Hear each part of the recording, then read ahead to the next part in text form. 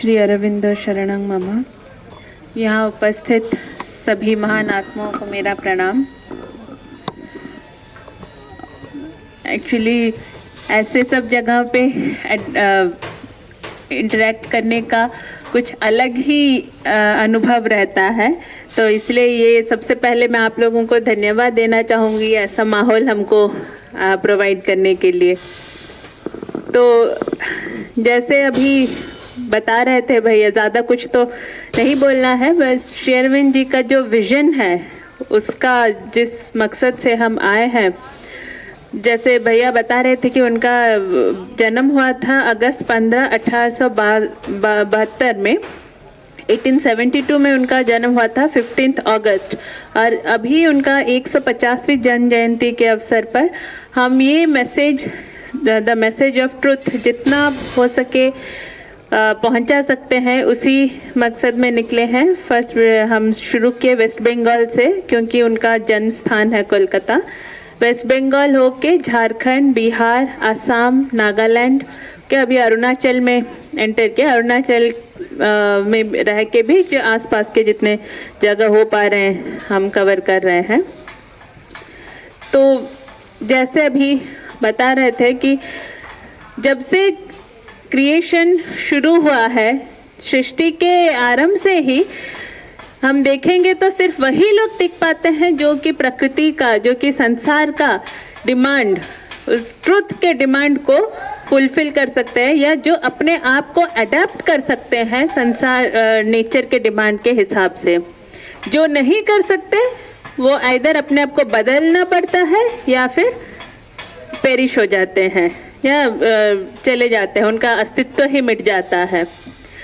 अगर हम देखें तो डायनासोर्स का अगर एग्जाम्पल ले सकते हैं, सबसे बलशाली, कितना बड़ा क्रिएचर, इतना बड़ा जीव, पर वो अभी नहीं रहा क्योंकि उसने अपने आप को अडेप्ट नहीं कर पाया संसार में, और अगर वो रहता तो शायद बाकी कोई नहीं रह पाते। तो इसलिए ऐसे कुछ बहुत, जितने भी बलशाली हों, जितने भी महान हों जीव, पर अगर वो पूरे सराउंडिंग के साथ अपने आप को अडेप्ट नहीं कर पाते हैं, उस युग के डिमांड के हिसाब से अगर नहीं चल पाते हैं, तो उनको जाना ही पड़ता है, इधर अपने आप को बदलना पड़ेगा या यहाँ से मिट जाता है उनका अस्तित्व। ठीक अभी वही बात बताने श्री अरविंद है कि अभी मनुष्य का, अभी हम देखें तो इंसान ही सर्वश्रेष्ठ है। मतलब हम पूरे क्रिएशन में अगर हम पशुओं को भी देखें, उसका बल हो सकता है, एक शेर और एक मनुष्य को अगर हम कंपेयर करें तो बलशाली ज्यादा कौन है बोलने से हमको लगता है शेर है, पर इंसान का उतना काबिलियत है, उसका उतना कैपेबिलिटी है कि वो एक शेर को पिंजरे में डाल सकता है, और किसके बल से? अपने बुद्धि के बल से। पर वो भी अभी श्री अरविंद कहते हैं कि नेचर हमेशा परफेक्शन की ओर चाहता है, गति कर रहा है, पर इंसान अभी सर्वश्रेष्ठ है परंतु सर्वोत्तम नहीं है उसके क्रिएशन में। क्योंकि अभी अगर हम देखें, जितना भी हम अपने आप को महान समझें, क्या हमारे पास सारे प्रॉब्लम्स के सल्यूशन हैं? अभी जितना भी हम साइंस में, टेक्नोलॉजी में, हर फील्ड में हम आगे बढ़ सकते हैं, पर क्या हम सारे प्रॉब्लम का सलूशन इंसान के हाथ में है? अभी जैसे देख सकते हैं, एक छोटा सा वायरस जो कि हमको दिखता भी नहीं है, वो हमको कहाँ बंद करके रख दिया है। चाहे हम जितना भी वेपन्स यूज कर लें, पर उसके साथ और उसको अतिक्रम करने का, उससे बचने का, या उसको उसका बचने का अभी तक कोई उपाय हमारे पास नहीं आ पाया है। तो वही श्री अरविंद कहते हैं कि अभी समय आया है कि हर एक प्रॉब्लम का सल्यूशन माइंड से नहीं आएगा। अभी माइंड को जितना करना था वो बहुत अचीव कर लिया है, और माइंड से, माइंड के, और उसी माइंड को लगा के हम जितना कंस्ट्रक्टिव काम किए हैं उतना डिस्ट्रक्शन की ओर भी जा रहे हैं। जैसे अभी कुछ साल पहले अगर कहीं झगड़ा होता था तो थोड़ा सा कोई किसी को पत्थर फेंक देता था, या ऐसे ही बच्चे जैसे झगड़ा करते थे वैसे होता था। पर अभी झगड़ा बोलने से एटम बम, न्यूक्लियर बम, वो भी माइंड का ही क्रिएशन है हम सबका। तो श्री अरविंद कहते हैं कि अभी जो सल्यूशन है, मतलब संसार को permanent delight, permanent satisfaction, happiness का जो समय आ गया है, उसके लिए इंसान को माइंड के बियॉन्ड ही जाना होगा। तो उसके लिए उनका जो विजन था, वो कहते हैं कि जो विजन वो बोलते हैं वो हमारे मानुषी चिंता से नहीं हो सकता है, we have to go somewhere beyond. तो 1918 में, जैसे भैया बता रहे थे कि शेरविन जब पौंडीचेरी आ गए थे 1910 में, तो 1918 में गुजरात के एक एक्टिविस्ट जो कि भारत स्वाधीनता संग्राम में काफ़ी सक्रिय थे, AB पुरानी नाम था उनका, वो आए थे शेरविन जी से मिलने के लिए पौंडीचेरी, और उनको पूछते हैं कि उनको सारा रिपोर्ट देते हैं कि ऐसे ऐसे हमारे बंदे तैयार हैं, बहुत सारे ग्रुप्स निकल गए हैं अंग्रेज़ों के विरुद्ध लड़ने के लिए, अब हमको क्या करना है। फिर शेरविन उनसे पूछते हैं कि तुम्हारी साधना कैसे चल रही है। ये कहते हैं कि अभी अंग्रेज़ों से आज़ादी मिलना ही मेरा सबसे बड़ा टारगेट है, वो मुझे रात दिन सोने नहीं देता है चैन से, मैं कैसे अभी साधना के बारे में कैसे सोच सकता हूँ, योग के बारे में कैसे सोच सकता हूँ।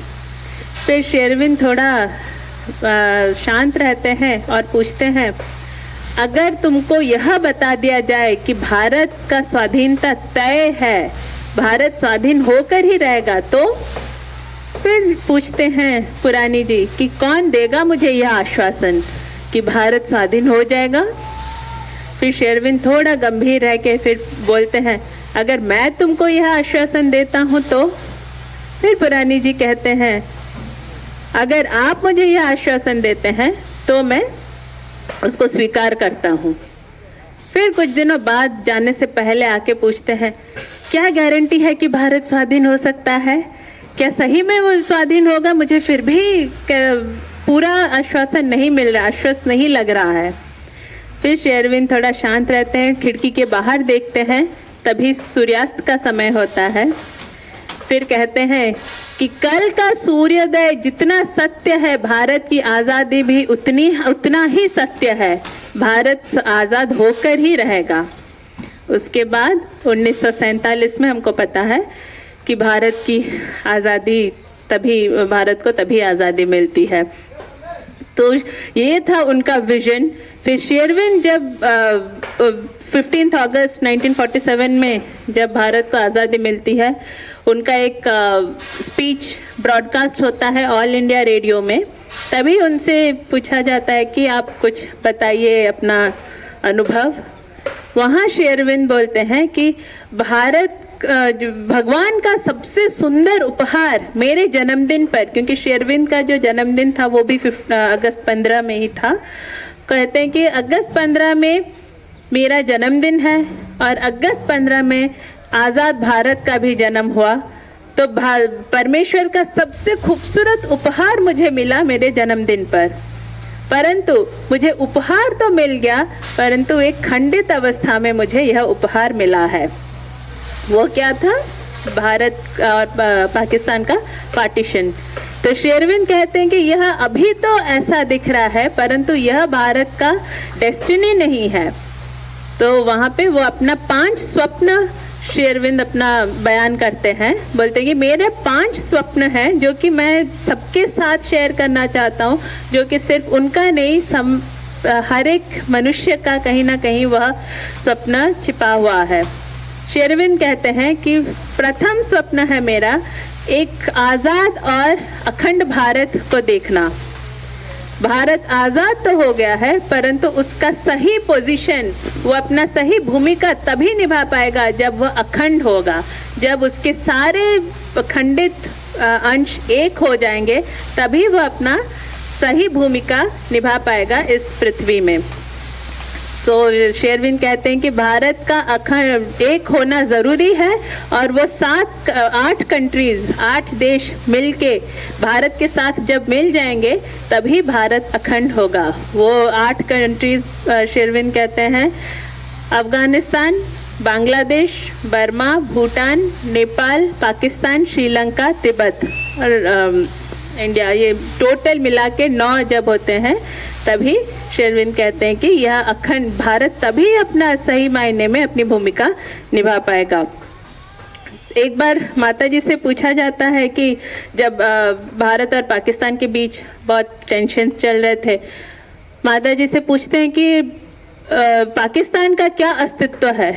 फिर माता जी कहती हैं कि जो, जैसे अभी हम बात जब भी जैसे बोल रहे थे कि ट्रूथ संसार के डिमांड के हिसाब से आइदर चेंज होना पड़ेगा या फिर पेरिश हो जाएगा, वैसे ही माता जी कहते हैं कि where is Pakistan, I can see no Pakistan, either वो इंडिया के साथ एक हो जाएगा नहीं तो पेरिश करेगा।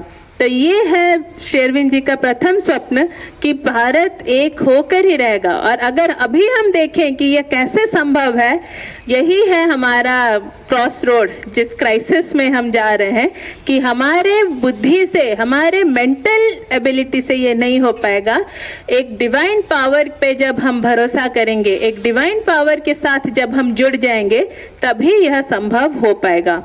सेकेंड स्वप्न शेरविन कहते हैं कि एशिया महादेश का मुक्ति, सारे देश जितना एशिया में है, एशिया का सारे कंट्रीज एक साथ जब आएंगे और सभी कोई इंडिपेंडेंटली राज करेंगे, और एशिया के मुक्ति में भी भारत का बहुत बड़ा रोल है, क्योंकि वहाँ पे भी भारत ही अपना भूमिका निभाएगा। It will lead the entire nation. फिर थर्ड स्वप्न उनका बोलते हैं कि पूरा विश्व का एकत्व, जैसे पहले से भी हम शास्त्र पुराणों में हम सुनते हैं कि वसुदेव कुटुंबकम, यही सत्य होने जा रहा है। शेरविन कहते हैं कि अभी बहुत साल पहले अगर हम देखें तो एक जो गोरे का व्हाइट और ब्लैक का जो डिफरेंस था, वो इतना प्रबल था कि हम इमेजिन भी नहीं कर पाते थे कि कभी एक ऐसा दिन आएगा जबकि सब एक साथ बैठ के एक डाइनिंग टेबल में खा पाएंगे। पर अभी वो डिफरेंसेस धीरे धीरे मिटते जा रहे हैं, क्योंकि माता जी कहते हैं कि जब वो टाइम आ गया है जबकि हमको उसके ऊपर जाना है, beyond any religion, beyond any caste, beyond any group, मतलब किसी चीज के भी भेदभाव नहीं होंगे, सब कोई एक ही सत्य के लिए जिएंगे, वह है फॉर द डिवाइन। उनके हिसाब से he will be the leader. जब वो हमको परिचालित करेंगे तभी सारे चीज जो जहां पे अभी अस्त व्यस्त अवस्था में जो भी हैं, सब अपने सही जगह पे आ जाएंगे और पूरे संसार में एक हार्मनी का वातावरण सृष्टि होगा। उसी के उद्देश्य से पौंडीचेरी, जैसे भैया बता रहे थे, पौंडीचेरी के पास एक टाउन है ऑरोविल, वहाँ माता जी का एक स्वप्न था कि एक ऐसा जगह हो जहाँ की लोग अपने स्वार्थ के लिए न जिए, पैसों के लिए न जिए, किसी चीज का अभाव भी ना हो उनके पास, परंतु वो लोग जिएंगे तो सिर्फ भगवान के लिए जिएंगे। वैसे एक एक्सपेरिमेंट बेसिस पे एक वो स्टार्ट करते हैं ऑरोविल। वहाँ पे अभी हम जाके भी देख सकते हैं, वहाँ से बहुत सारी जगह से लोग आए हैं, पूरे वर्ल्ड के लोग आके वहाँ पे रहते हैं। और वहाँ पे जब कंस्ट्रक्शन शुरू हुआ तो 126 कंट्रीज के मिट्टी से वहाँ पे शुरू हुआ, 26 कंट्री से मिट्टी आए थे और वहाँ से उनका कंस्ट्रक्शन शुरू हुआ था उसका, ऑरोविल का। वहाँ अगर हम YouTube में भी कभी देख सकते हैं उसका वीडियो, वहाँ पे एक बहुत बड़ा गोल्डन ग्लोब बना है जो कि कंसंट्रेशन के लिए है, मेडिटेशन के लिए। और वो itself, Auroville itself is a significance, is a symbol कि भारत, पूरा world is going towards one permanent truth, that is supreme truth. वहाँ पे कोई अपने लिए नहीं जीता है, but for a higher cause, for a divine purpose. फिर चौथा सपना शेरविन कहते हैं कि भारत होगा विश्व का आध्यात्मिक गुरु।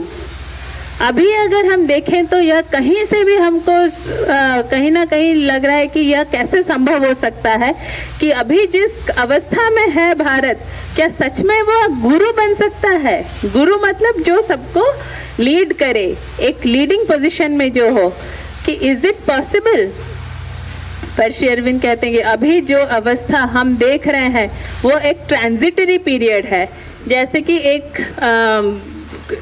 घर को जब हम तोड़ के एक नया मकान बनाते हैं तो वो टूटा हुआ अवस्था में जैसा वो दिखता है, भारत का कंडीशन अभी वही है, क्योंकि एक नए भारत का निर्माण होने जा रहा है जिसका बेस ट्रुथ पे आधारित हो, जिसका फाउंडेशन ही सत्य पे आधारित हो रहा हो।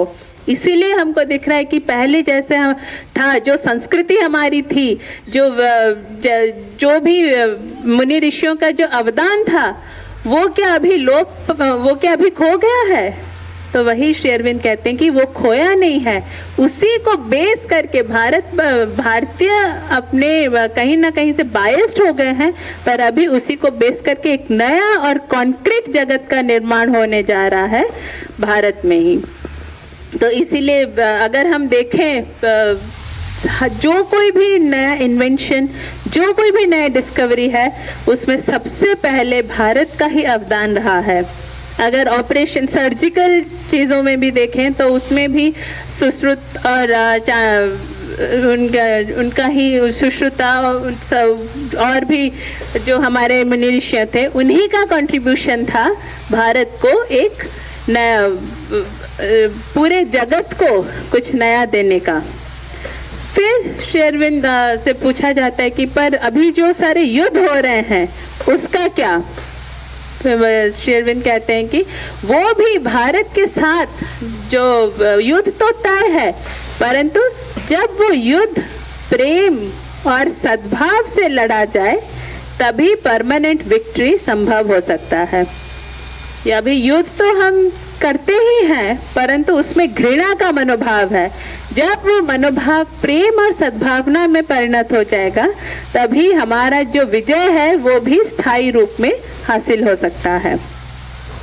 फिर इसलिए श्री अरविंद कहते हैं कि भारत एक ऐसा देश है जो कि सबको, उसको जितना भी आघात पहुंचा है, जितना भी उस पे हम विदेशी राज्य जितना भी उस पे आघात किए हैं, वो कभी भी किसी पे बदला नहीं लिया है किसी से।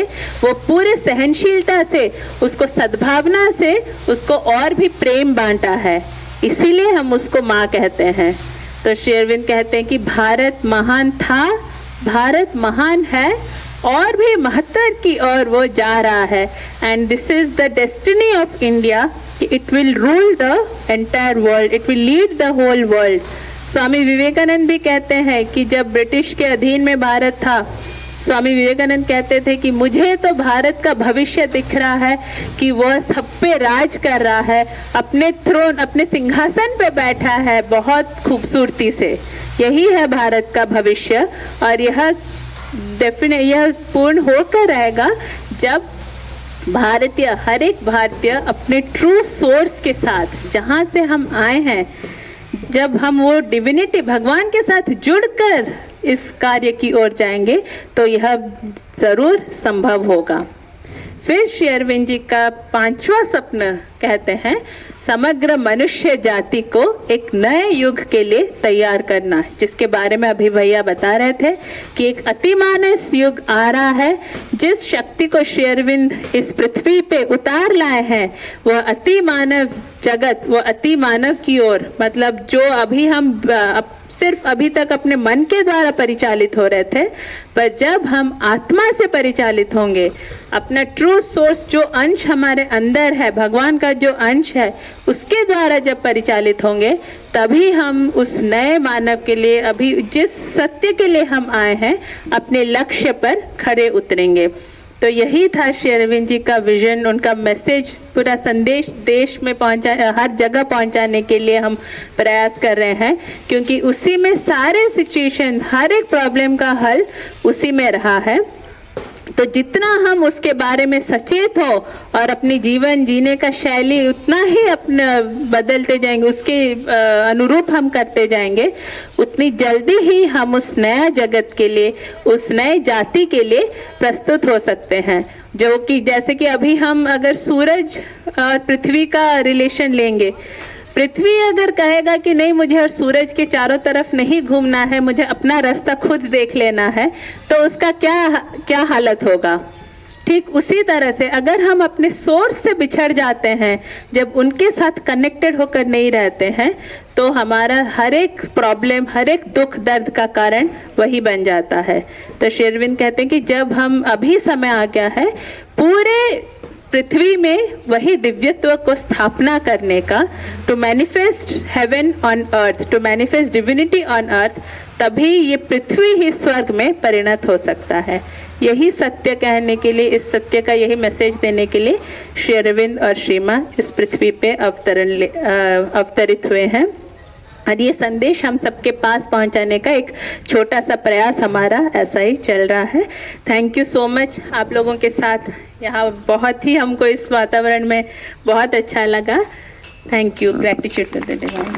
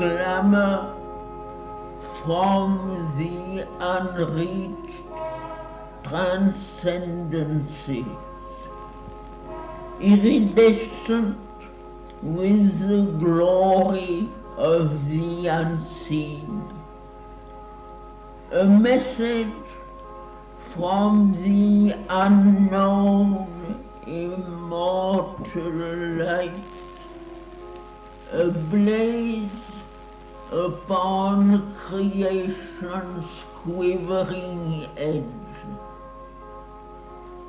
Dawn built her aura of magnificent hues and buried its seed of grandeur in the hour.